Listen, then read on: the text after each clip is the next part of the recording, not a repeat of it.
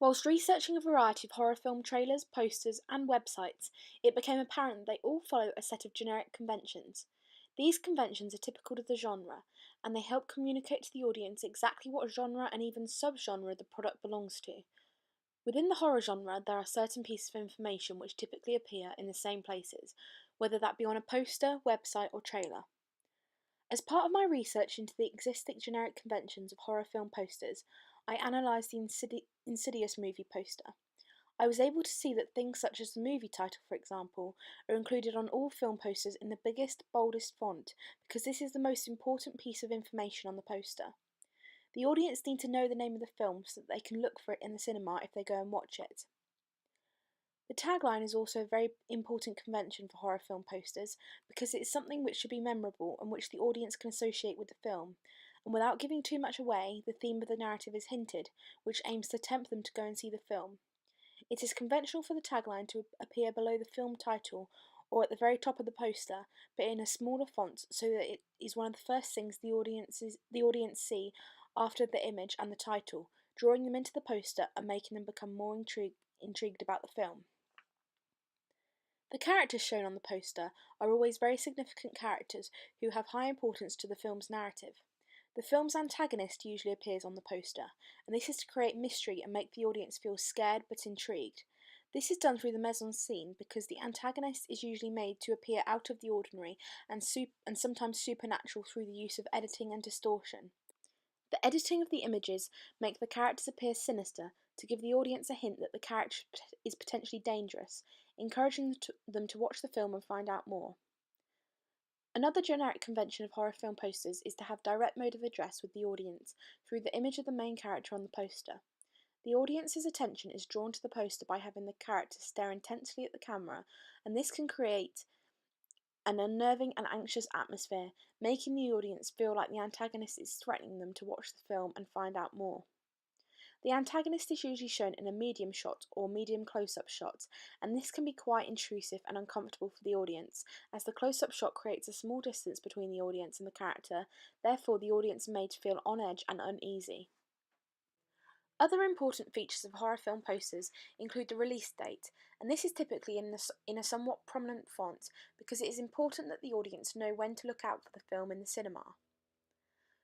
The website address and social media icons are also present on film posters, as social media is an incredibly important platform used by millions of people around the world every day, so the poster shows the audience where they can find out more information about the film through these platforms, should they wish to.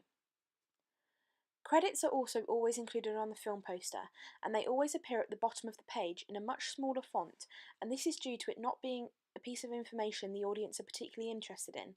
Therefore, it doesn't need to be as prominent on the poster. Along with the credits are usually some institutional logos, showing which film companies were involved in the making of the film.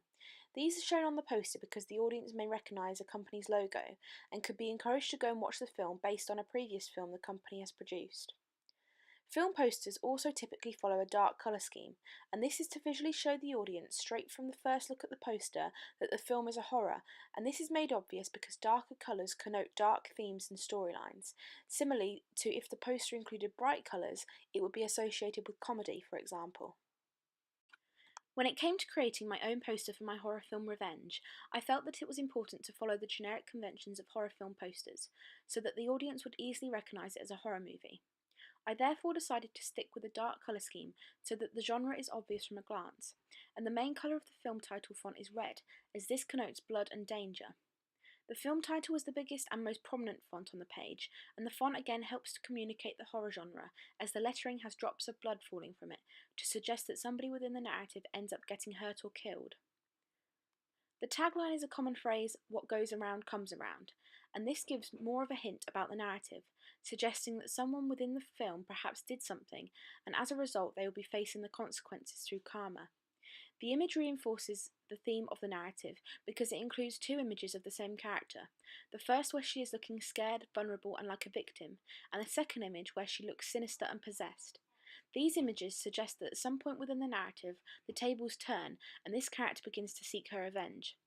The inclusion of two images of the character, rather than just one, is somewhat challenging the generic conventions of horror film posters. However, I felt that it was appropriate as, like I already mentioned, it helps give hints about the narrative and also communicates the psychological subgenre. I took inspiration from the Jezebel poster, which has the same concept, the character looking innocent on one side, then dishevelled on the other, suggesting that there are two personalities or sides to the one character, which is applicable to the main character from my film, Catherine. I decided to have Catherine, the main character, looking directly at the camera in the image where she looks possessed, because this direct mode of address is conventional to horror film posters, but also helps to grab the audience's attention and draw them into the poster. In order to communicate the fact that Catherine starts as the protagonist or victim, but ends up being the antagonist, I edited the images to show the contrast between the two sides of her. The distortion to her jawline, making her appear more rigid and unwell, as well as the enlarging of her pupils, addition of redness around her eyelids, lots of shadow and black smudges around her eyes, and extremely pale white skin, help to communicate the fact that she changes throughout the narrative and becomes out of the ordinary and somewhat crazy. I chose to position this image in front of the other one because it suggests that this side of her personality is dominant and overwhelming her good side, and it also makes her crazy side closer to the audience, which leads the audience to feel uncomfortable and uneasy from looking at the poster.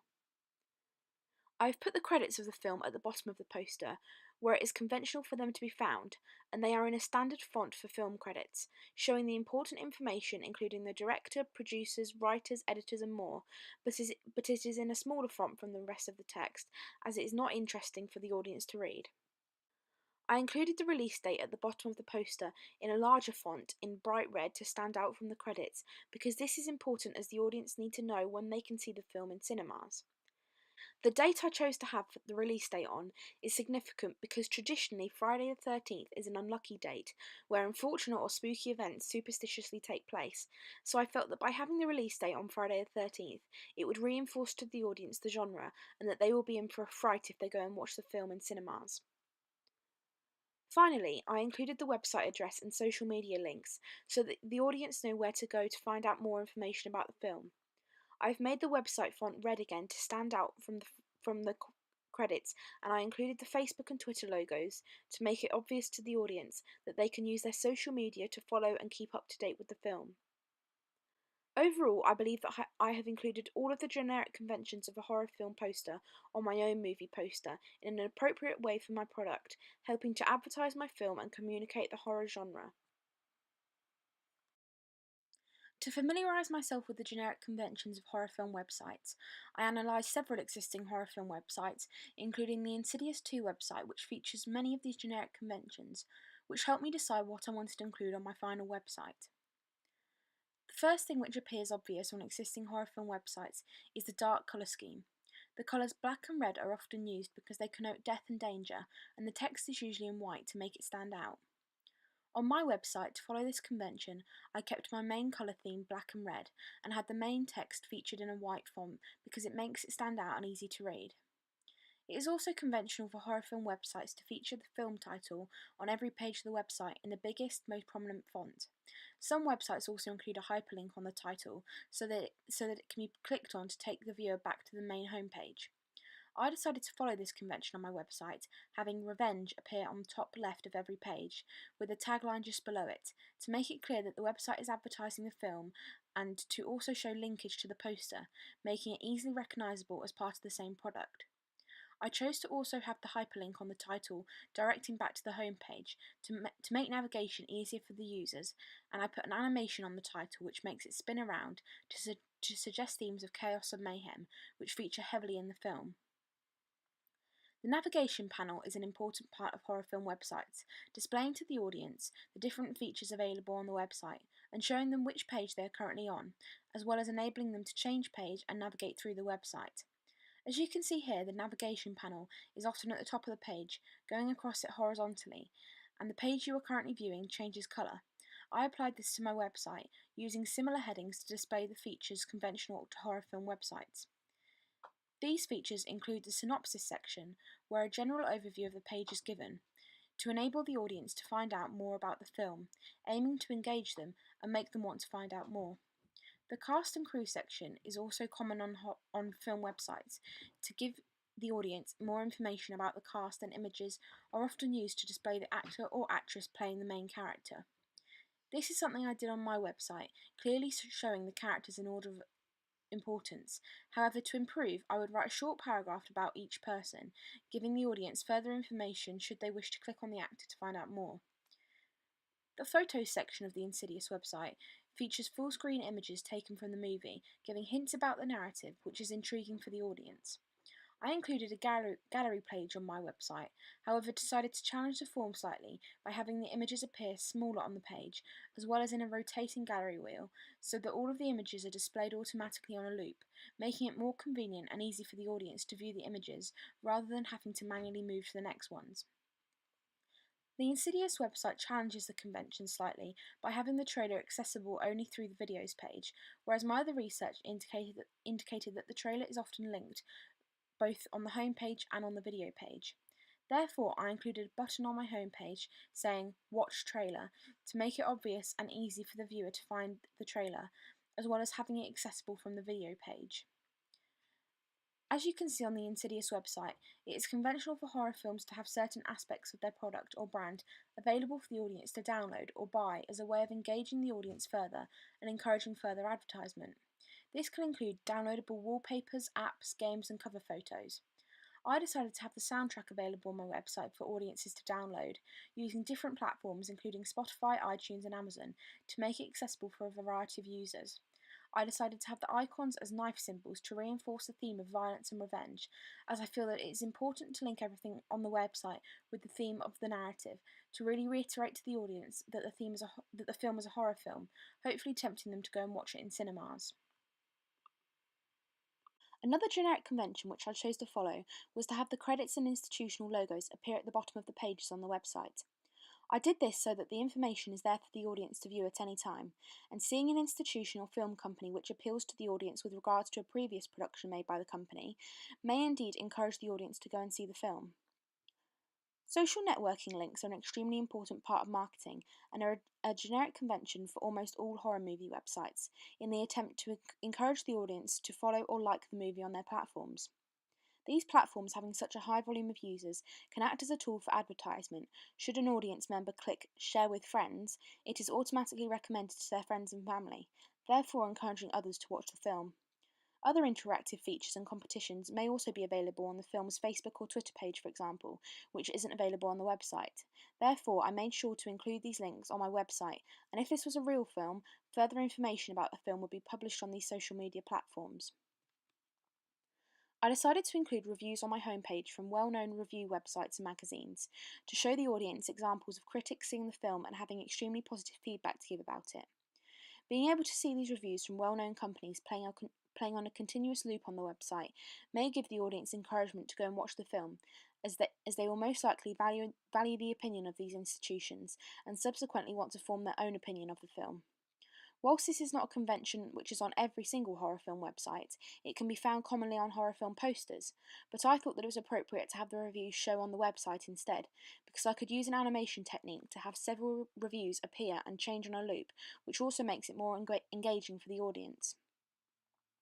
Most horror film websites use audio to further link the trailer to the website, using extracts of the film's score and sound effects to show again that they are part of the same product, and often the soundtrack can reinforce messages and themes and help give more hints about the narrative. For example, on the Insidious website, there are sound effects such as these when you click onto the homepage.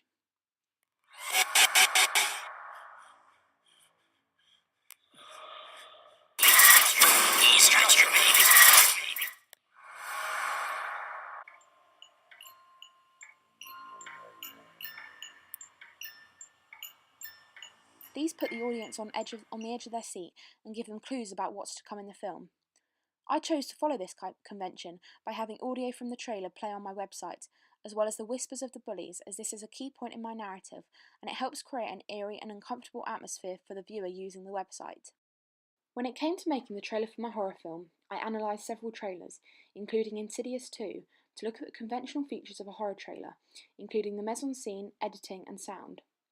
As shown in the Insidious trailer, it is conventional for horror trailers to start with longer duration shots, with slower cuts to begin with, to introduce the characters and set the scene. Title screens are often used between shots to give the audience background information and context surrounding the narrative, so that they can have a better understanding of the plot. The start of my trailer begins with longer duration shots of Catherine walking into school, to set the scene and to establish to the audience that the main elements of the film are set within a school. The initial shots focus heavily on Catherine, making it clear she is the main character, and the title screens, as well as several scenes of bullying, indicate to the audience that Catherine is the protagonist, who is an outcast within school and faces bullying from her peers.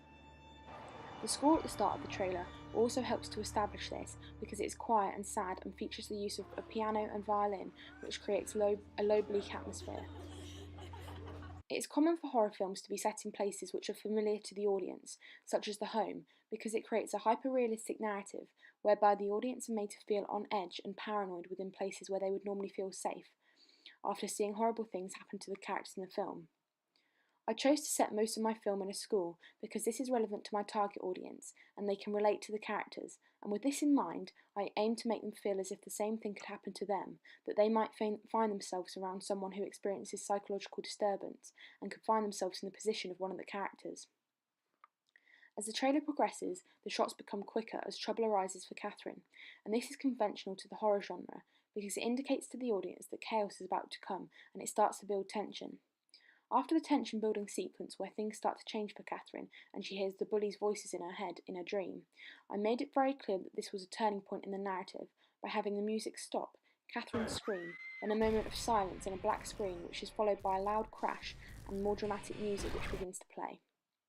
From this point onwards, the trailer features fast shots of horror, indicating to the audience that Catherine's mental health has gotten worse and she is beginning to get uncontrollable. Low-key lighting is used to create an eerie atmosphere and to make it harder for the audience to see what is fully going on within the shot. Low-key lighting is conventional to horror films because when things are harder to see, it creates more tension due to the fear of the unknown. Insidious features many scenes where it is only just possible for the audience to make out what is happening, and the combination of the darkness and fast cuts makes the audience want to go and see the film so that they can establish what is fully going on within the scenes that they are shown glimpses of during the trailer. Darkness in scenes which feature Catherine suggests that she is becoming more disturbed and her mind is becoming darker and darker, making the audience feel worried as they are unsure as to what is going to come next.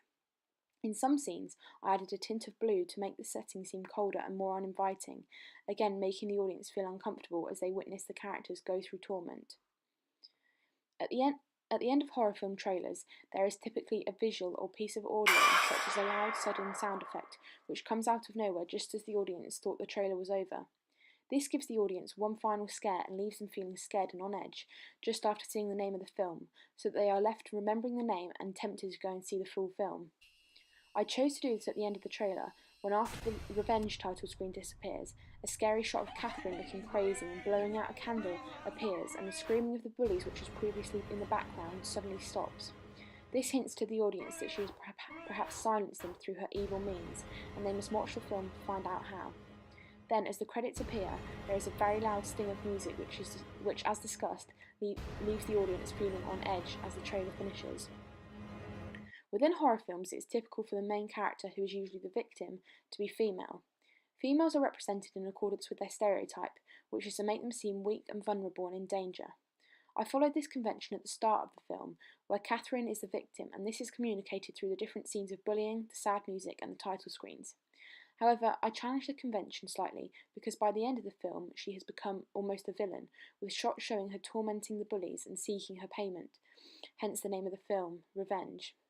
It is particularly challenging because the narrative features Catherine, a female character, tormenting one of her bullies who is a male, and usually this would not be the case because males are perceived to be the stronger gender. I wanted Catherine to be represented as stronger and more dangerous than even the male characters because this stressed the level to which her mental health and psychological state gets out of control, making the audience feel on edge as they don't know what might come next. I chose not to make it obvious whether or not the bullies survived and Catherine did get her revenge, because I wanted to keep the audience guessing the final outcome until they go and see the film. This makes it less predictable and more appealing for the audience because conventionally the audience know to expect the victim to die. However, in my film, as both Catherine and the bullies could be deemed both the victims and the villains at different points of the film, the audience are left guessing as to who comes out on top. Therefore, I feel that although my horror film challenges the generic conventions in some minor aspects, overall it still communicates very effectively the horror genre and has enough moments of horror and suspense and an intriguing narrative to make the audience want to go and see it in cinemas.